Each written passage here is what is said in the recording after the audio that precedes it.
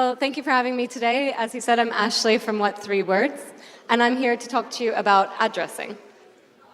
And the reason I want to talk to you about addressing is because there's a huge problem with addresses.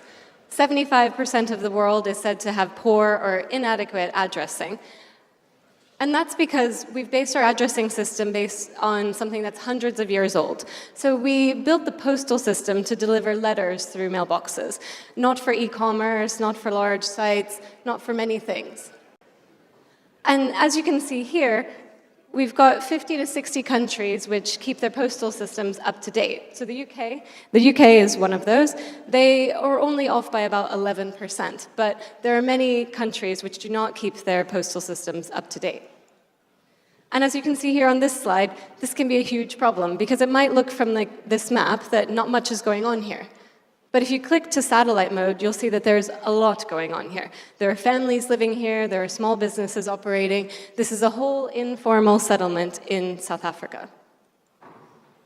And there are also places across the world, such as this map in Saudi Arabia, where the mapping, and Google has done a great job of putting streets on the map. So you can see that's great, but there are still no street names.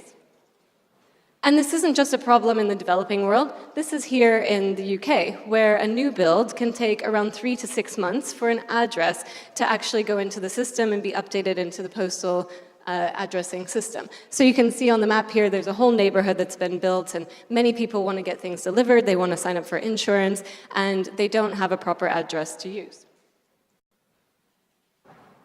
And what this equates to is 4 billion people across the world that are living without an address. That means they can't sign up for insurance, they can't sign up to vote, they don't have an address whatsoever.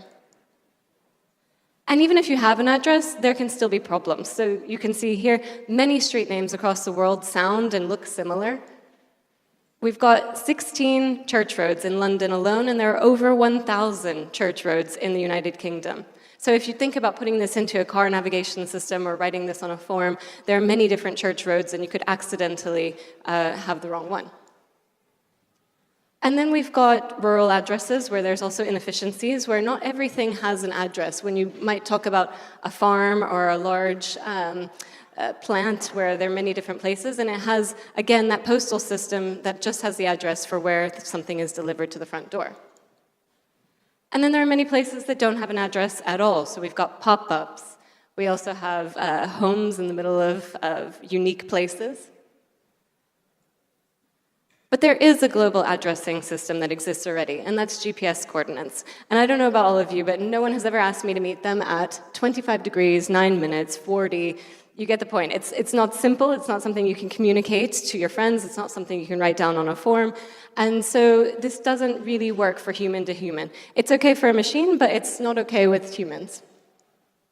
And so what we've done at What3Words is taken a grid and laid it over the entire world. And we've split that into 57 trillion 3-meter by 3-meter squares, and then given each one of these squares a 3-word address with words from the dictionary. So you can see here, table, chair, spoon.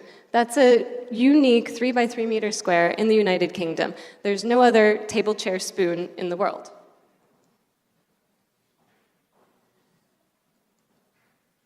Then you can see here at a stadium, things that don't usually have an address. The stadium itself would have probably, if you looked it up on Google, a pin that drops right in the middle. But now every entrance, every exit, every spot to tailgate, everywhere that an emergency service would need to go has an exact, precise 3 by 3 meter square, and each one of those is addressed.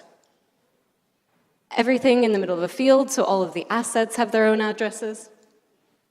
And what we've done, we've also done some things in the back end of the technology to ensure that people don't make mistakes. So we've taken similar sounding words and shuffled them far apart on the globe so that it's easy for the technology to autocorrect. So you can see here, table, chair, lamps is in the United States, and table, chair, lamp is in Australia. So if you accidentally write down the wrong one, you speak the wrong one to someone, or you put it into your car navigation, it's going to know that it's the wrong address and it can autocorrect.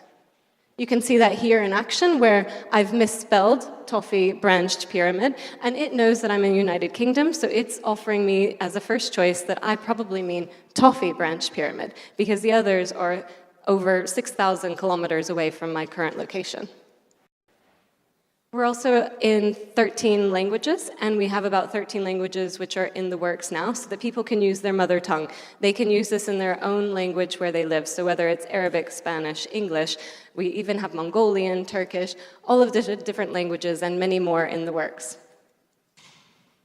And what it is we've got an algorithm and a word list, and this is a piece of code that allows you to use GPS coordinates and transfer them into 3-word addresses.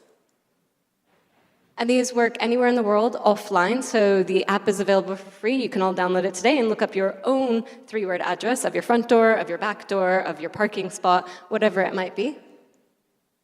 It's used by over 500 businesses in 170 countries, including 7 national postal services which have adopted us as their national addressing system. So if you're in Tonga, you can get your letter delivered by one of these tuk-tuks, or if you're in Mongolia or Nigeria.